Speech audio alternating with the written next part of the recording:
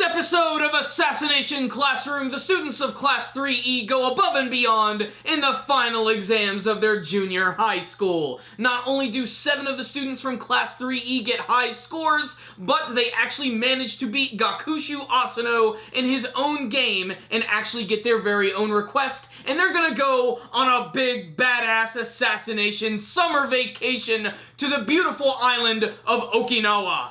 This was a very simple but incredibly heartwarming episode of Assassination Classroom, which proves yet again that Coro-sensei's teaching methods are beyond sound and should be adopted by every single teacher in the world. Not so much his crazy destructive octopus powers, but the attention that he puts into the students. My favorite thing about this week's episode of Assassination Classroom is something that was actually expanded upon from last week's episode, where when the students of Class 3E and the other students from the junior high are taking the final exam, everything is visualized and personified by showing them fighting in this massive coliseum, which is filled to the brim with monsters, robots, samurais, who want to do nothing more than kill them, and this is actually how they display them when they're actually in competition with one another. You have a scene where they're actually trying to figure out an answer to an English language question, they don't get it right, they get attacked by the monster. Then one of the students, like Ryo Nakamura, comes in, finds the right answer, and she does that by literally jabbing this giant minotaur thing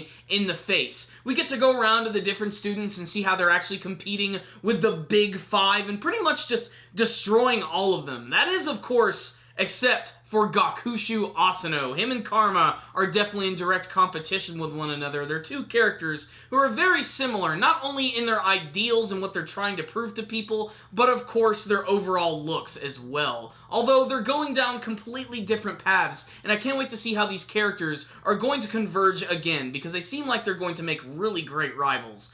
The thing that's really great about this episode, though, is just how incredible Coro-sensei is in this episode. He is such an enduring and lovable character. Just the things he will do to help out his students in just about any way possible, and just how, even at the end of the episode, when he actually decides to give them their own personalized report cards, which is basically just a double circle with a smiley face on it, just shows how much he actually cares about the students and how he'll actually push them in the right direction. Even if it seems like he's being a little mean, like when he was getting on Karma's case, because Karma went into the test with an extreme amount of confidence, but he didn't actually do so hot. He could have done a lot better if he'd have actually buckled down and studied a little bit. Hell, even the slackers of Class 3E managed to get the top scores in whole mech, which allowed them to actually destroy 7 of Coro-sensei's tentacles, of which we haven't seen quite yet, because that's going to come into play when we get to this whole big summer vacation arc, which I think is going to be awesome, because we're going to be able to see these students in a non-classroom setting,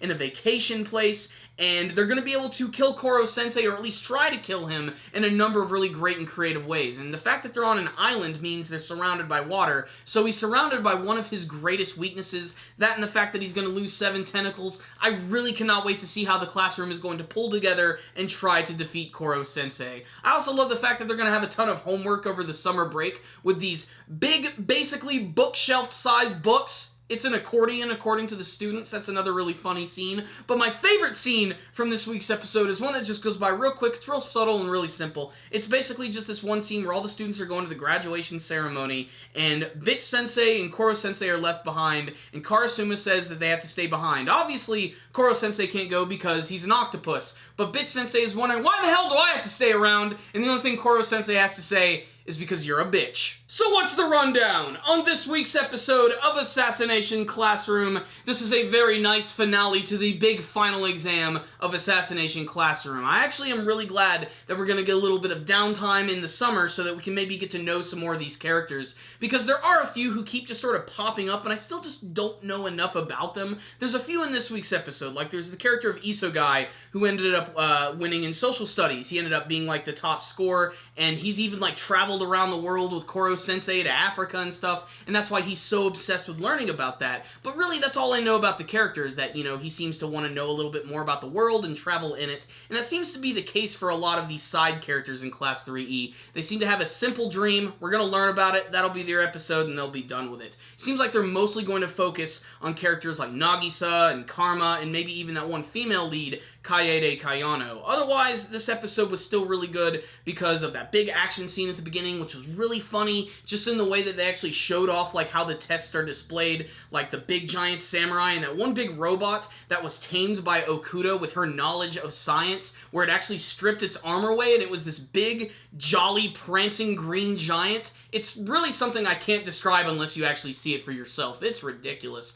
But the way they showed off that test was really great, and just the big final ceremony when they were actually all hanging out with everybody before they were getting ready to go to summer, because they actually did so well on the tests and a lot of the people from the class had like top scores, they were actually having a really tough time when trying to like berate Class 3E, and it was really funny to see that happen. Really, the tables have been completely turned on them in this week's episode. So on the technical side of things, animation, artwork, everything looked really nice, very clean and consistent, just like the rest of the episode. Not a really big, bombastic episode, but everything still looked really nice. The voice acting was good. The music in particular was also very good, especially during that very touching scene with Coro-sensei and Karma when they were outside. I thought that was handled really well. I'm just excited for this big vacation arc that's coming up, and I know it's not going to end anytime soon because we got another season coming up in 2016, so I am very excited to see some more Assassination Classroom. So I'm going to give this week's episode a 4 out of 5. A really high-quality episode of the series that you should definitely check out. Whether you've been following the anime version or you consider yourself a fan of the manga version, check it out. Really great episode. So I love this episode a lot,